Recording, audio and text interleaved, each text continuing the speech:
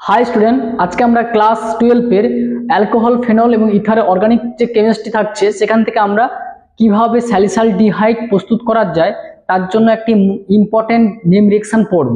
সেই important name রিঅ্যাকশনটির নাম হচ্ছে কি রাইমার-টিমের বিক্রিয়া। এই রাইমার-টিমের বিক্রিয়ার জন্য যে স্টার্টিং মেটেরিয়াল তা কি ফেনল এবং বিক্রিয়া শেষে যে ফাইনাল প্রোডাক্ট তা হলো হচ্ছে স্যালিসালডিহাইড। তাহলে ফেনল থেকে স্যালিসালডিহাইড প্রস্তুতির জন্য যে রিএজেন্ট ব্যবহার করা হবে তা হলো কি ক্লোরোফর্ম, সোডিয়াম হাইড্রোক্সাইড এবং টেম্পারেচার 65 থেকে 75 ডিগ্রি সেলসিয়াস। তাহলে ক্ষেত্রে এই ক্লোরোফর্ম এবং সোডিয়াম হাইড্রোক্সাইড ব্যবহার করলে সেই সঙ্গে টেম্পারেচার যদি মেনটেন করা হয় তাহলে ফেনল থেকে একটি ইন্টারমিডিয়েট প্রস্তুত হবে এবং উৎপন্ন ইন্টারমিডিয়েট কি হচ্ছে একটি হাই অ্যাক্টিভেশন এনার্জি ব্যারিয়ার থাকার জন্য এটি হচ্ছে ক্ষণস্থায়ী।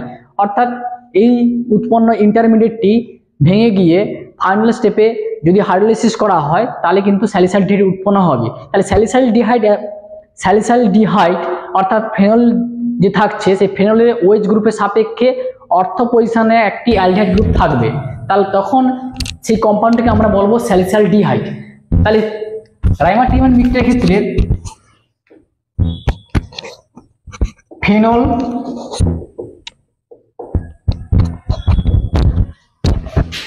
রিএজেন্ট হিসেবে কি থাকবে সোডিয়াম হাইড্রোক্সাইড, ক্লোরোফর্ম এবং টেম্পারেচার 65 থেকে 75 ডিগ্রি সেলসিয়াস। তাহলে এই কন্ডিশন যদি মেনটেন করা হয় তাহলে একটা ইন্টারমিডিয়েট প্রস্তুত হবে। তাহলে ইন্টারমিডিয়েট কি থাকবে benzene ring O- Na+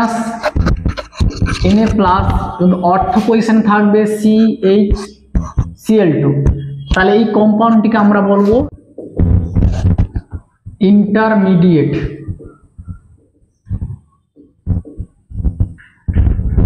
compound যার অ্যাক্টিভেশন এনার্জি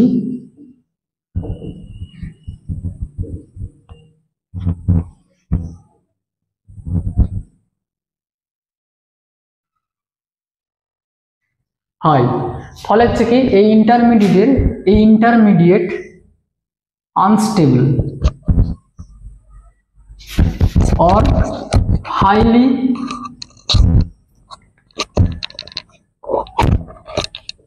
unstable। ফলে এই কম্পাউন্ডটি ভেঙে গিয়ে কি উৎপন্ন হবে বেঞ্জিন রিং সেই সঙ্গে O- Na+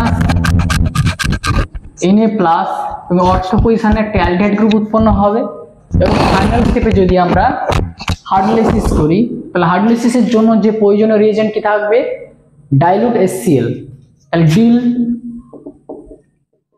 HCl ব্যবহার করলে সেক্ষেত্রে কি হবে O- আয়ন যদি H+ আয়নকে যদি অ্যাটাক করে অর্থাৎ হাইড্রোজেনকে যদি অ্যাটাক করে তাহলে প্রোটনেশন ঘটবে এবং সেই সঙ্গে ক্লোরিন হচ্ছে লিভিং গ্রুপ হিসাবে লিভ করবে। তাহলে ফাইনালি আমরা কি পাচ্ছি তাহলে বেঞ্জিন রিং OH অর্থ পজিশনে অ্যালডিহাইড গ্রুপ। তাহলে এই কম্পাউন্ডটিকে আমরা বলবো হচ্ছে স্যালিসালডিহাইড। তাহলে রাইমার-টিমের বিক্রিয়ার ক্ষেত্রে স্টার্টিং মেটেরিয়াল কি থাকবে ফেনল এবং ফাইনাল প্রোডাক্ট কি পাবো স্যালিসালডিহাইড। তাহলে এই ফেনলিক গ্রুপ যে থাকছে OH গ্রুপ, সেই OH গ্রুপের সাপেক্ষে যে অর্থ পজিশন থাকবে সেই অর্থ পজিশনে যদি অ্যালডিহাইড গ্রুপ যুক্ত থাকে তখন সেই কম্পাউন্ডকে আমরা বলবো হচ্ছে স্যালিসালডিহাইড। তাহলে এই রিঅ্যাকশনের জন্য যে প্রয়োজনীয় স্টার্টিং মেটেরিয়াল থাকছে ফেনল এবং ফাইনাল প্রোডাক্ট থাকছে স্যালিসালডিহাইড এবং হচ্ছে রিএজেন্ট কি থাকছে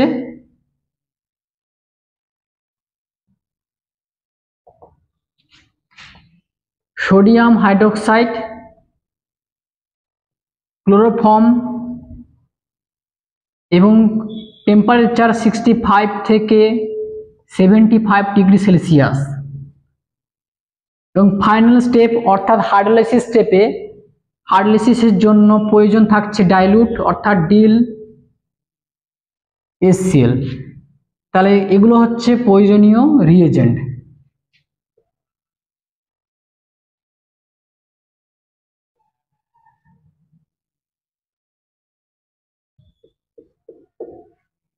তাহলে এক্ষেত্রে যে অ্যালডিহাইড গ্রুপটি অ্যাড হয়েছে সেই অ্যালডিহাইড গ্রুপের H কার্বনটি এসছে ক্লোরোফর্ম থেকে এবং হাইড্রোজেন পরমাণুটি এসছে বেঞ্জিনে থাকা অর্থাৎ অর্থ পজিশনের যে হাইড্রোজেন, সেই হাইড্রোজেনটি শিফট হয়ে এখানে কার্বন এইচ বন্ড হয়েছে এবং অক্সিজেনটি কোথা থেকে এসছে, অক্সিজেন এসছে প্রথম স্টেপে যে জল গিয়েছে সেই জল থেকে অক্সিজেন পড়ছে। তাহলে ক্ষেত্রে রাইমাটিয়ন মিক্সচারের ক্ষেত্রে কি স্টার্টিং মেটেরিয়াল ফেনল এবং প্রথম স্টেপে যে প্রয়োজনীয় রিয়েজেন্ট থাকছে সোডিয়াম হাইড্রোক্সাইড, তাহলে সোডিয়াম হাইড্রোক্সাইড দিলে কি হবে, ফেনল থেকে ফেনক্সাইড আয়ন উৎপন্ন হবে যার সংকেত বেঞ্জিন রিং, তার সঙ্গে O মাইনাস Na+। তাহলে ক্ষেত্রে NaOH একটি স্ট্রং ইলেকট্রোলাইট, ফলে জলীয় দ্রবণে সম্পূর্ণ বিয়োজিত হয়ে OH মাইনাস আয়ন উৎপন্ন হবে এবং OH মাইনাস আয়ন এক্ষেত্রে বেস হিসেবে কাজ করবে এবং ফেনলের সঙ্গে যুক্ত যে OH গ্রুপ, সেই OH গ্রুপের সঙ্গে থাকা যে H পরমাণু সেটি হচ্ছে আম্লিক পরমাণু, আম্লিক হাইড্রোজেন অর্থাৎ অ্যাসিডিক হাইড্রোজেন পরমাণু। তাহলে এটাকে বলছে ইন্টারমিডিয়েট। এই ইন্টারমিডিয়েটটি হচ্ছে আনস্টেবল, যার অ্যাক্টিভেশন এনার্জি হাই, ফলে এটি কি হচ্ছে ভেঙে গিয়ে একটি কম্পাউন্ড উৎপন্ন করবে। সেই কম্পাউন্ড থেকে যদি ফাইনাল স্টেপে যদি হাইড্রোলাইসিস করা হয় ডিএসএল দ্বারা, তাহলে কিন্তু ফাইনাল প্রোডাক্ট স্যালিসাইলডিহাইড উৎপন্ন হবে।